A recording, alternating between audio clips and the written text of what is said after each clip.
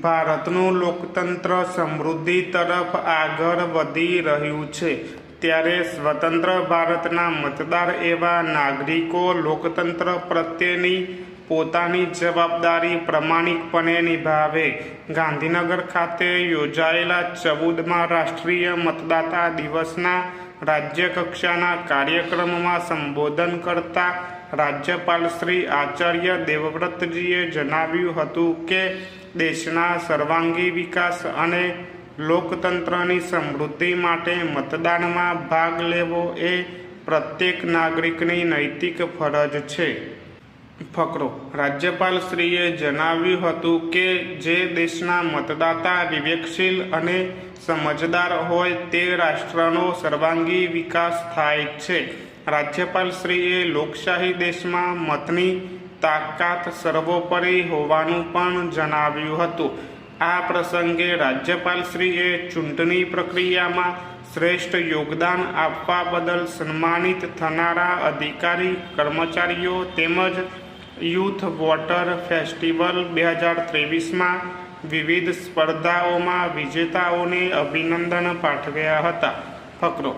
રાષ્ટ્રીય મતદાતા દિવસના ઉપલક્ષમાં રાજ્યપાલશ્રીએ તમામ અધિકારીઓ, કર્મચારીઓ, મહેમાનો, મહાનુભાવો તથા યુવા મતદારોને રાષ્ટ્રીય મતદાતા દિવસ નિમિત્તના શપથ લેવડાવ્યા હતા. આ કાર્યક્રમમાં મુખ્ય નિર્વાચન અધિકારી શ્રીમતી પી. ભારતીએ જણાવ્યું હતું કે અદ્યતન અને ક્ષતિરહિત મતદાર યાદી બનાવવા માટે મતદાર યાદી સુધારણા કાર્યક્રમ ચાલતો રહે છે.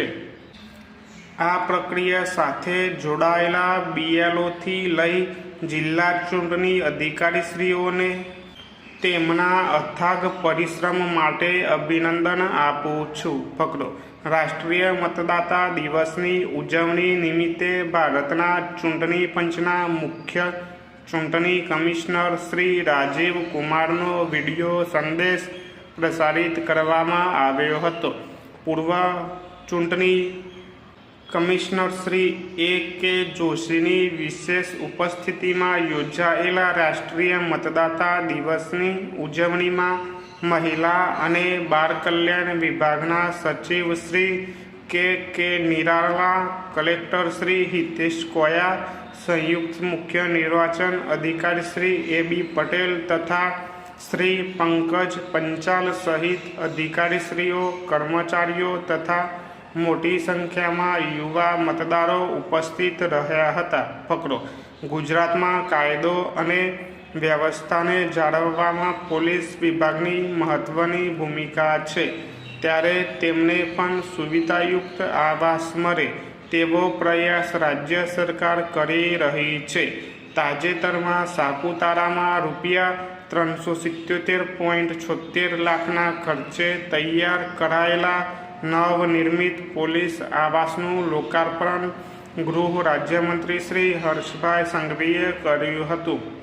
આ પ્રસંગે મંત્રીશ્રીએ જણાવ્યું હતું કે ડાંગ પોલીસ સહિત ડાંગ જિલ્લા વહીવટી તંત્ર અને પદ અધિકારીઓએ એક ટીમ બની ખૂબ જ હકારાત્મકતા સાથે વંચિત પ્રજાજનો સુધી કલ્યાણકારી યોજનાઓની સહાય પહોંચાડવાનું ઉત્કૃષ્ટ કાર્ય કર્યું છે.